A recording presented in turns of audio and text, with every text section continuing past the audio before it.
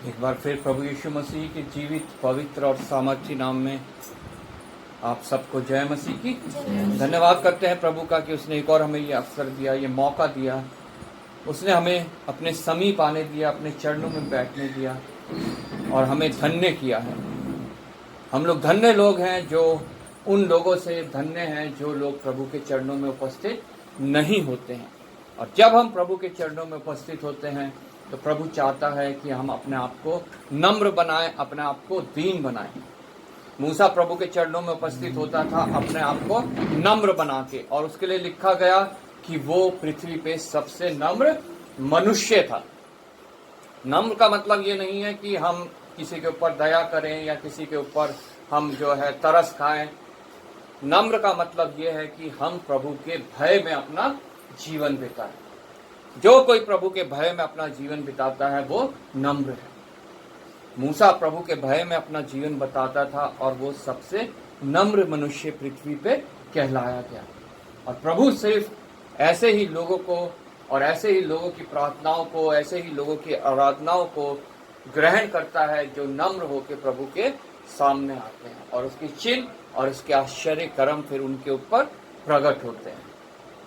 आज प्रभु की उपस्थिति हमारे बीच में भी है, पर हमें जांचना है हम नम्र हैं कि नहीं है। हम प्रभु के भय में चलते हैं कि हम प्रभु के भय में नहीं चलते, कि हम अपने आप को ही प्रभु जानते हैं, मैं करते रहते हैं। बहुत से लोग होते हैं जो मैं अपना जीवन बिता देते हैं कि मेरे से ऊपर तो कोई भी नहीं है। प्रभु का वचन कहता है दोष मत लगाओ ताकि तुम्हारे ऊपर भी दोष ना लगाया जाए। लेकिन कुछ भी हमारे जीवन में होता है, हम हवा की तरह, आदम की तरह हवा पे दोष लगा देते हैं, और हवा सांप के ऊपर दोष लगा देती है, और सारे जन जो है वो दंड पाते हैं। इसलिए प्रभु का वचन कहता है दोष न लगाओ ताकि तुम्हारे ऊपर भी दोष ना लगाया जाए। आज हम यहाँ उपस्थित हैं, हम प्रभु का धन्यवाद करें। जब हम उसकी आराधना स्तुति कर रहे थे, हम वचन को पढ़ रहे थे, हम अपनी प्रार्थनाएं उस तक पहुंचा रहे थे, तो उसकी आत्मा यहाँ पे उपस्थित थी और हमारी सहायक थी। और अब जबकि हम वचन में पहुंचे हैं तो अभी भी उसकी आत्मा यहाँ उपस्थित है और हमारी सहायता करने को तैयार है। हम अपना सारा ध्यान जो है वो परमेश्वर की ओर लगाएं। हम वचन में जाने से पहले एक कोरस गाएंगे। आए हैं तेरे चरणों में आए हैं। आप लोग मेरे पीछे गा सकते हैं वो।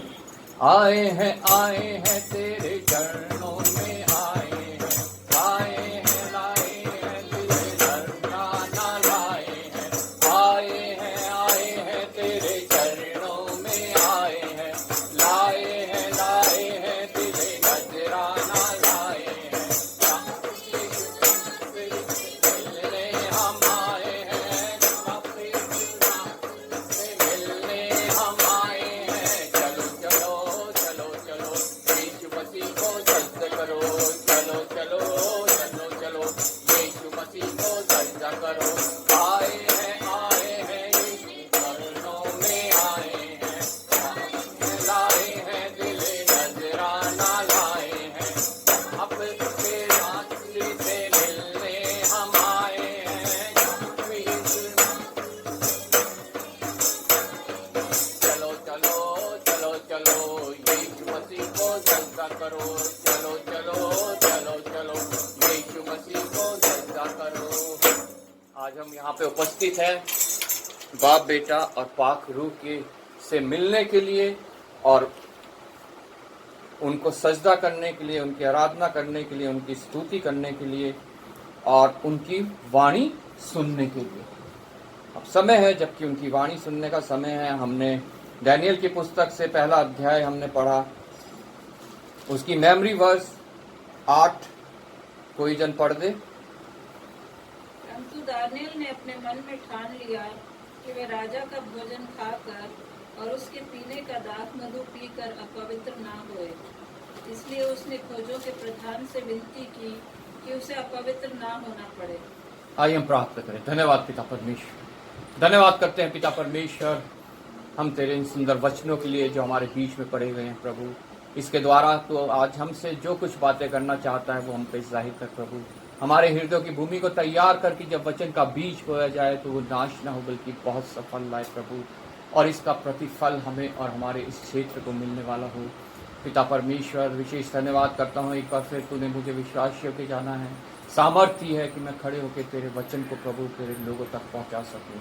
वाणी मेरी नहीं, सिर्फ और सिर्फ तेरी वाणी मैं भी और सब लोग पिता परमेश्वर जितने यहाँ उपस्थित है सुनने पाएँ। पिता परमेश्वर, अपने लहू के द्वारा शुद्ध कर, पवित्र कर, और पिता परमेश्वर अपने लिए इस्तेमाल कर। आदर महिमा तुझे देते हुए प्रभु यीशु के नाम से मांगते हैं, आमीन आमीन। दानियेल की पुस्तक जब हम पढ़ते हैं तो इसमें हम पाते हैं उन 4 जवानों को जो प्रभु के भय में चलते थे, लेकिन उन्हें किसी रीति से एक राजा का गुलामी में आना पड़ा, और उस राजा ने जो है उन्हें बहुत से ऐसे चीज़ें, उन्हें खाने को, उन्हें पिलाने को, उन्हें ऐसे आराम सुख विलास में रखने को कहा कि वे जो कुछ वो खाता था वो खाएं, जो कुछ वो पीता था वो पिए, और वो अपने जीवन को उसके हिसाब से बिताएं। वो चुनता कैसे लोगों को है, यहाँ पे हमने पढ़ा 3री आयत में, तब उस राजा ने अपने खोजों से अपने खोजों के प्रधान अश्पनज को आज्ञा दी कि इजरायली राजपुत्रों और प्रतिष्ठित पुरुषों में से ऐसे कई जवानों को ला। जवानों को वो टारगेट कर रहा है। आज शैतान भी जो है वो जवानों को टारगेट कर रहा है। ये राजा जो यहाँ पे है ये आज शैतान को डिनोट करता है, और जैसे उस राजा ने उन जवानों को टारगेट किया, जो लिखा है, जो निर्दोष कौन है? जिसके दोष मिट चुके हैं। और दोष कौन मिटाता है, पाप क्षमा कौन करता है? सिर्फ प्रभु यीशु मसीह, जो निर्दोष सुंदर। और जब हम प्रभु यीशु मसीह में आ जाते हैं तो हम सुंदर बन जाते हैं। सब प्रकार की बुद्धि में प्रवीण, जब हम परमेश्वर का भय मानते हैं तो हम बुद्धिमान हो जाते हैं, और ज्ञान में निपुण और विद्वान।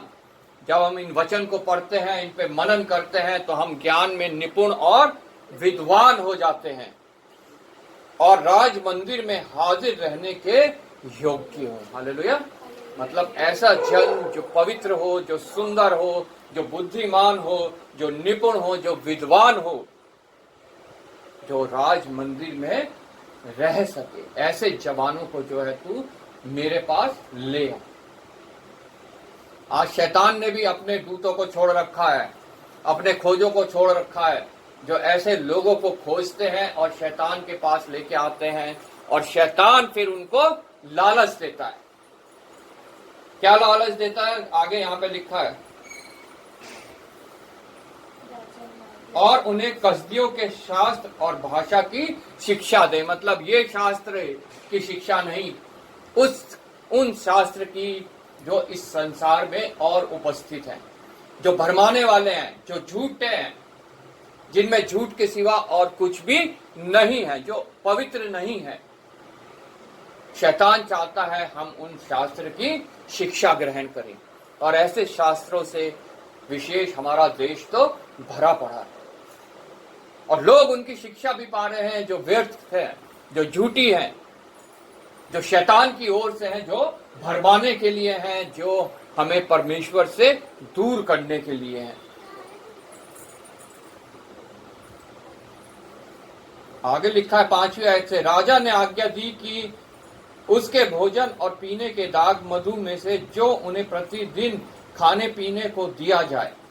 मतलब राजा का जो खाना पीना है वो ही उन्हें दिया जाए। आज संसार में भी शैतान, बहुत चीजें हैं जो शैतान की ओर से हमारे खाने पीने के लिए हैं, जो शैतान चाहता है हम खाएं और हमारा शरीर जो है वो क्षीण होता जाए, नष्ट होता जाए, परमेश्वर के किसी भी योग्य ना रह जाए। बहुत से ऐसे खाने हैं जिन्हें आज जंक फूड के नाम से जाना जाता है, फास्ट फूड के नाम से जाता है, पैक्ड फूड के नाम से जाना जाता है। ये सब खाने जो है देखने में बहुत सुंदर लगते हैं, स्वाद में बहुत अच्छे लगते हैं, लेकिन इनमें कुछ भी फायदा नहीं है। ये हमारे शरीर को नुकसान पहुंचाने वाली चीजें हैं। और पीने के लिए हम सब जानते हैं, जब हम सड़कों में निकलते हैं तो एक दुकान के आगे लाइन लगी रहती है।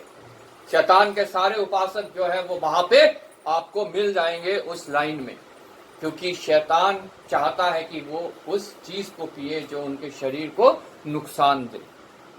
यहाँ पे भी राजा ने जो है उनको अपने खाने में से खाने के लिए और पीने में से पीने के लिए दिया, लेकिन उन जवानों ने साफ इनकार कर दिया। विशेष उनमें से डैनियल के विषय में यहाँ लिखा है, जब 8वीं आयत हम पढ़ते हैं जो अभी हमने पढ़ी, परंतु डैनियल ने अपने मन में ठान लिया कि वह राजा का भोजन खाकर और उसके पीने का दाख मधु पीकर अपवित्र ना होगा।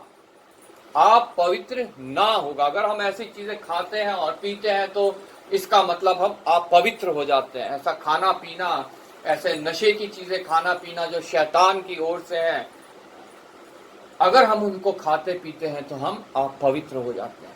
लेकिन वो जवान डैनियल, उसने अपने हृदय में ठाना कि वो उन चीजों को ना खाएगा और ना पिएगा।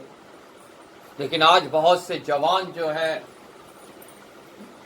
शैतान के चुंगल में फंसे हुए हैं और उन चीजों को खा रहे हैं, पी रहे हैं और अपने जीवन को बर्बाद कर रहे हैं, अपने जीवन को विनाश की ओर ले जा रहे हैं। अपने जीवन को जो है वो, जो इस शरीर का जीवन संसार में कितना है, छोटा बच्चा पैदा होता है वो भी इस दुनिया से चला जाता है, बुजुर्ग होके भी इंसान इस दुनिया से चला जाता है। जाना है, सभी को जो है इस दुनिया से जाना है। कल एक मेमोरी सर्विस में थे हम, वहां पे भी हमने प्रचार यही किया कि इंसान इस पृथ्वी पे सदा के लिए नहीं है, सब ने जो है इस पृथ्वी से चले जाना है।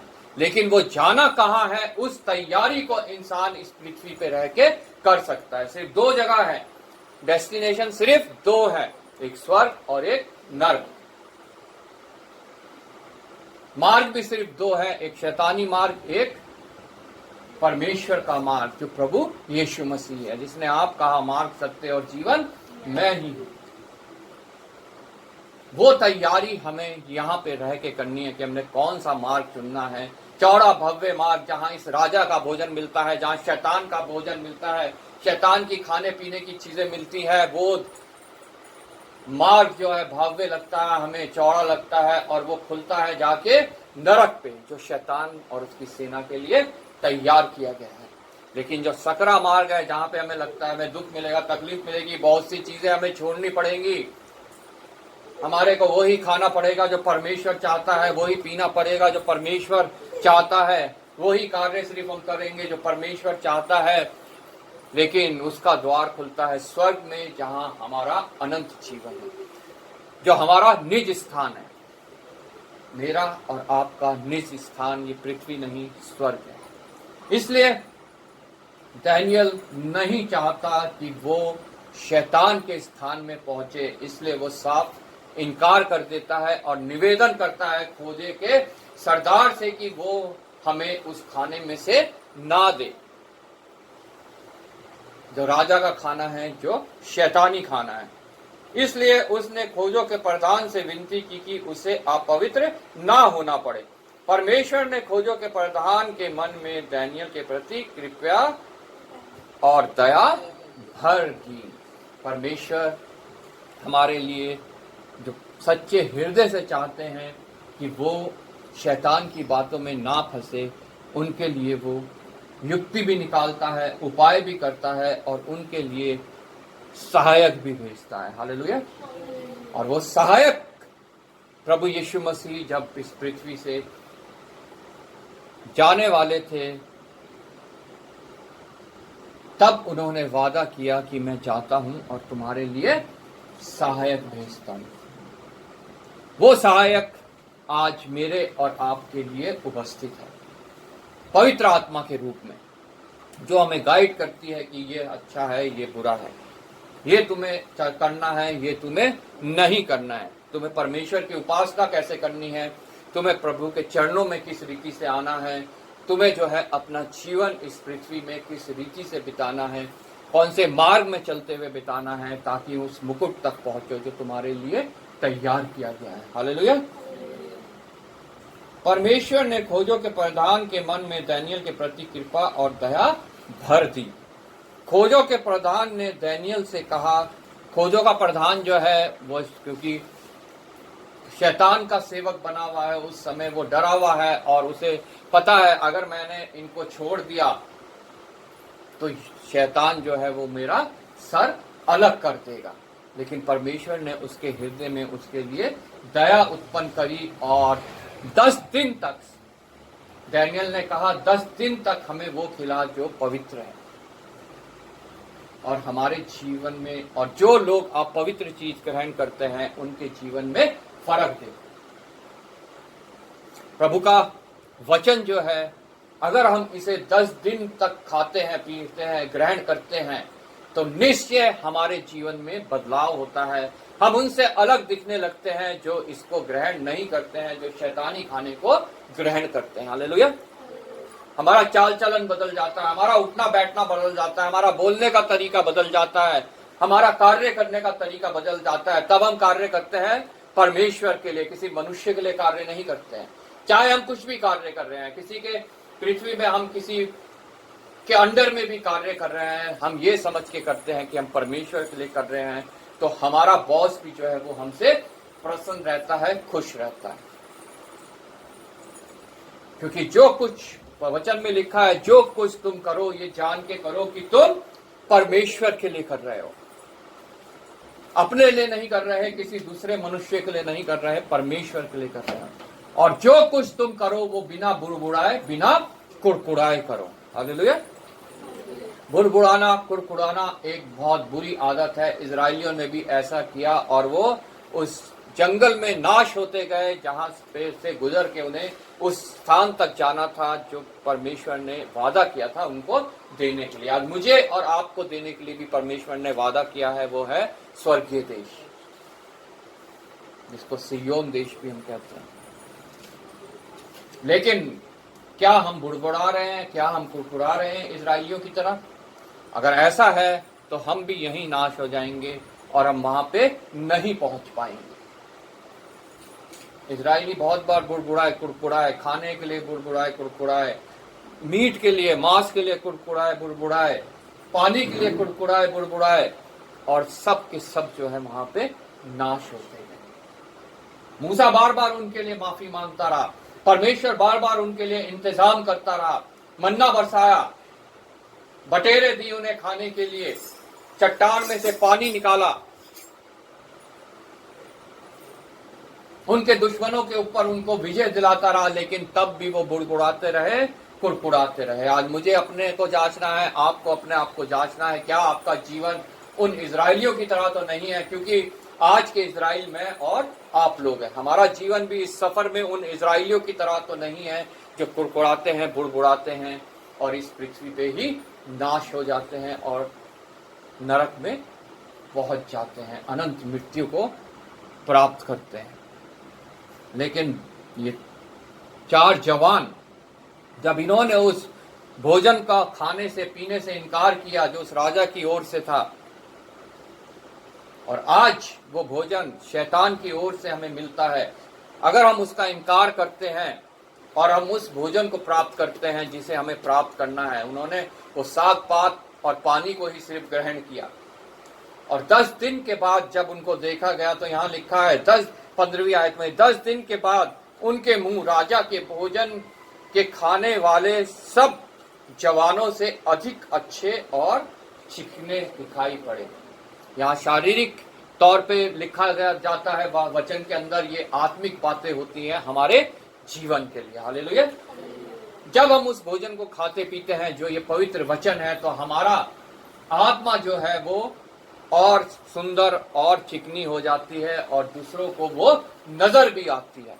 परमेश्वर चाहता है कि वो दूसरों को नजर आए, इसलिए परमेश्वर ऐसा हमारा जीवन करता है कि वो दूसरों को भी नजर आए, हमें अपने लिए एक चलती फिरती पत्री बना देता है। हालेलुया। कि जिसको लोग पढ़ सके, देख सके, जान सके कि ये प्रभु यीशु मसीह का भोजन ग्रहण करते हैं, ये बाइबल पढ़ने वाले लोग हैं और उसके वचनों को ये ग्रहण करते हैं।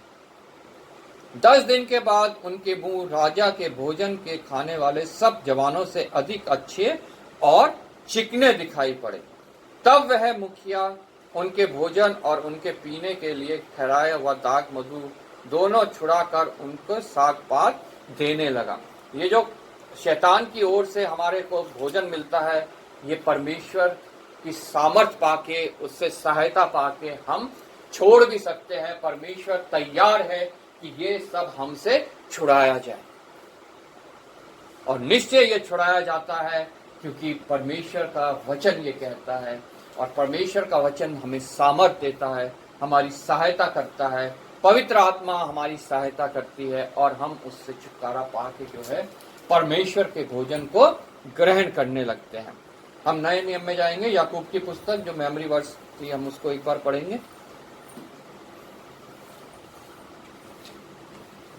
Memory verse 4। हे व्यभिचारिणियों, क्या तुम नहीं जानती कि संसार से मित्रता करनी परमेश्वर से बैर करना है? अतः जो कोई संसार का मित्र होना चाहता है, वह अपने आप को परमेश्वर का बैरी बनाता है। हे व्यभिचारिणियों, व्यभिचारिणियों ये मुझसे बोला जा रहा है, आप लोगों से बोला जा रहा है। अगर हम परमेश्वर को छोड़ और किसी चीज को परमेश्वर से ऊपर जानते हैं, उसकी सामर्थ को हम व्यर्थ जाने देते हैं, तो हम व्यभिचारिणी हैं, क्योंकि हम उसकी दुल्हन है। कलीसिया उसकी दुल्हन है, हम इंडिविजुअली उसकी एक दुल्हन है, और हमारा को वो लेने आने वाला है जो हमारा दुल्हा है। इसलिए यहाँ पे परमेश्वर का दास याकूब हमसे परमेश्वर की वाणी सुनाते हुए कहता है, हे व्यभिचारिणियों, क्या तुम नहीं जानती कि संसार से मित्रता अपने परमेश्वर से बैर रखना है? संसार से मित्रता मतलब शैतान से मित्रता, और वो अगर हम मित्रता संसार से मित्रता रखते हैं तो हम परमेश्वर के बैरी हो जाते हैं। ये मुझे जांचना है, आपको जांचना है, मुझे समझना है, आपको समझना है, किस से मित्रता रखना हमारे लिए भला है, संसार से या परमेश्वर से। हम मित्रता किस से रखे हुए हैं? यहां से जब हम चौथे अध्याय को याकूब के शुरू से पढ़ते हैं तो लिखा है, तुम में लड़ाई और झगड़े कहां से आ गए? सवाल कर रहा है परमेश्वर मेरे से और आपसे। मेरे लोगों के बीच में तो लड़ाई झगड़े होने ही नहीं चाहिए, क्योंकि मैं कभी किसी से नहीं लड़ा। प्रभु यीशु मसीह कभी भी किसी से नहीं लड़ा।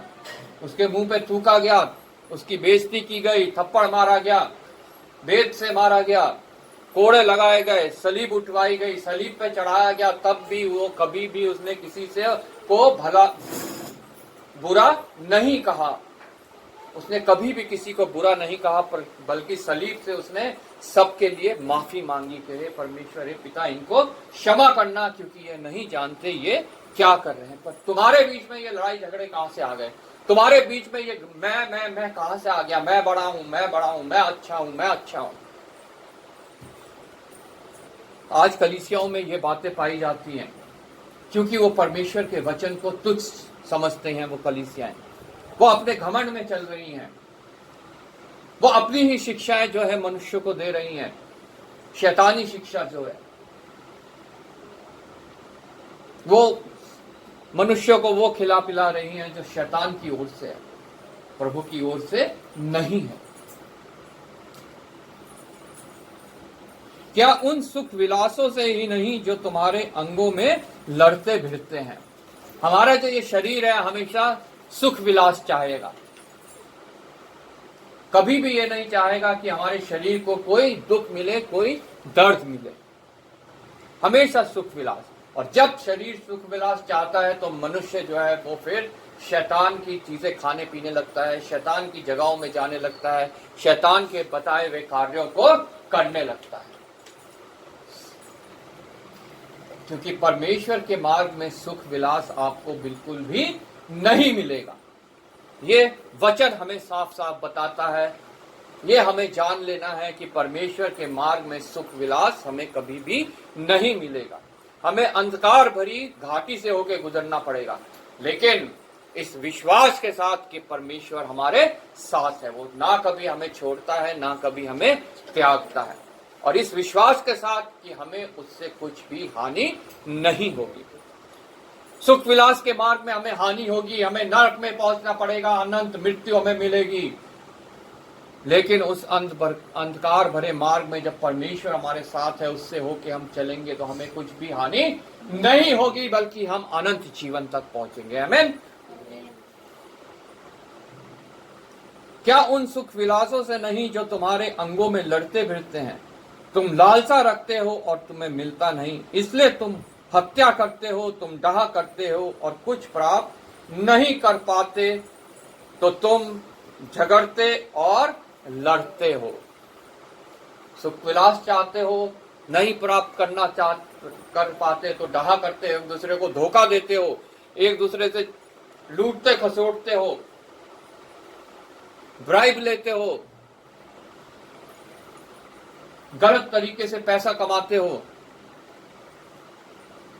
और फिर तुम्हारे अंदर लड़ाई झगड़े उत्पन्न होते हैं कि मैं ज्यादा लूंगा, मैं ज्यादा लूंगा, इसलिए तुम हत्या करते हो, तुम डाह करते हो और कुछ प्राप्त नहीं कर पाते, और तुम झगड़ते और लड़ते हो। तुम इसलिए नहीं मिलता कि मांगते नहीं। तुम मांगते नहीं हो, तुम अपने ही तरीकों से जो है प्राप्त करना चाहते हो। लेकिन प्रभु का वचन साफ साफ कहता है, मांगोगे तो तुम्हें दिया जाएगा, मांगोगे तो तुम्हें दिया जाएगा, लेकिन तुम मुझसे मांगना नहीं चाहते, तुम मेरे पास आना नहीं चाहते, तुम शैतान के पास जाना चाहते हो। और जो शैतान के पास चला जाता है, शुरू में शैतान उसे बहुत लालच देता है, लेकिन बाद में वो लालच उसके जीवन के लिए एक श्राप बन जाता है।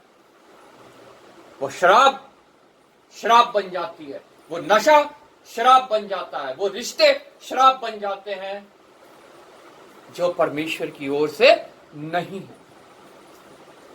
वो सारी चीजें जो शैतान की ओर से मिलती हैं, सुख विलास, आनंद, भोग, वो सब चीज मनुष्य के लिए श्राप बन जाती है,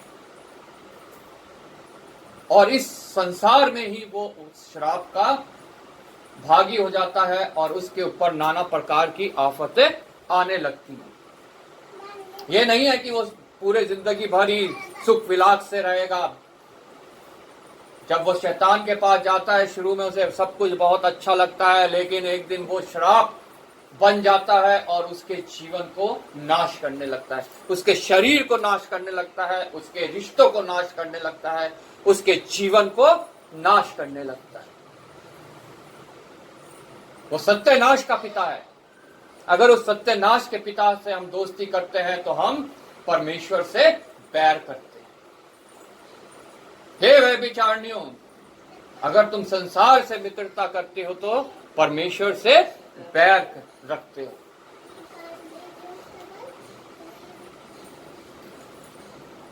तुम्हें इसलिए नहीं मिलता कि मांगते नहीं, जबकि परमेश्वर का वचन साफ साफ हमें बताता है कि जब जो कुछ हम प्रभु यीशु मसीह के नाम से मांगते हैं, अपने भोग विलास में उड़ाने के लिए नहीं, अपने जरूरत के लिए, तो मेरा पिता स्वर्ग से वो देगा, तुम्हें देगा। तुम मांगो तो, तुम तो अपने ही तौर तरीके अपनाते हो, इसलिए तुम्हें नहीं मिलता। तुम मांगते हो और पाते नहीं, इसलिए कि बुरी इच्छा से मांगते हो। दूसरी बात, हम जब मांगते भी हैं तो हमें वो नहीं मिलेगा अगर हम किसी बुरी लालसा से, बुरी इच्छा से उसको मांगेंगे। हमारी जरूरत नहीं है वो, लेकिन अपने शरीर को सुख सुविधा पहुंचाने के लिए, अपने भोग विलास में उड़ाने के लिए अगर हम मांगेंगे तो हमें परमेश्वर से कुछ नहीं मिलेगा। हाँ, शैतान से जरूर मिल सकता है। अगर ऐसा कुछ हमें मिल रहा है जो आज हमारे जीवन को नाश कर रहा है, तो वो शैतान की ओर से है, क्योंकि हर एक भली वस्तु ऊपर से आती है, परमेश्वर की ओर से आती है, लेकिन हर एक वो वस्तु जो हमारे जीवन का नाश करती है, बर्बाद करती है, वो शैतान की ओर से हमारे पास आती है। तुम मांगते तो हो, लेकिन बुरी इच्छा से मांगते हो, इसलिए तुम्हें नहीं मिलता। ताकि अपने भोग विलास में उड़ा दो। इसलिए हम कहते हैं, हम मांगते तो हैं, हमें मिलता नहीं। पहली बात, हम मांगते नहीं, हमें नहीं मिलता। दूसरी बात, हम मांगते हैं तो बुरी इच्छा से मांगते हैं कि अपने भोग विलास में उसको उड़ा दे। अपने शरीर के लिए हम मांगते हैं सिर्फ, कि हमारा शरीर भला चंगा रहे, उसे कोई दुख ना हो, उसको कोई तकलीफ ना हो। लेकिन प्रभु चाहता है हम अपनी आत्मा के लिए मांगे। हालेलुया। हम अपनी आत्मा की चिंता करें, हमारी दृष्टि हमेशा स्वर्ग की ओर लगी रहे, और इस संसार में चाहे उसके बाद हमारे जीवन में कुछ भी होता है, वो सारी चिंता हमारे परमेश्वर के लिए। वो चाहता है कि हम आज्ञाकारी और विश्वास में दृढ़ हों, और जब ऐसा होता है तो फिर वो हमारी चिंता करता है, और हमें किसी भी बात की चिंता करने की आवश्यकता नहीं है। तुम मांगते हो और पाते नहीं, इसलिए कि बुरी इच्छा से मांगते हो, ताकि अपने भोग विलास में उड़ा दो। इसलिए चेतावनी यहाँ पे दे रहा है आज वचन, हे व्यभिचारियों, क्या तुम नहीं जानती कि संसार से मित्रता करना परमेश्वर से बैर करना है? क्वेश्चन मार्क है मेरे लिए, आपके लिए। अगर आज हम नहीं जानते हैं तो इस बात को जान लें कि संसार से मित्रता, शैतान से मित्रता करना परमेश्वर से बैर करना है। अतः जो कोई संसार का मित्र होना चाहता है, वह अपने आप को परमेश्वर का बैरी बनाता है। आज हमें किससे मित्रता करनी है? यह मेरे ऊपर निर्भर है, आपके ऊपर निर्भर है। शैतान से कि परमेश्वर से? अगर शैतान से हमारी मित्रता है तो परमेश्वर हमारा बैरी है, और शैतान के ऊपर भी परमेश्वर अधिकार रखता है। हालेलुया।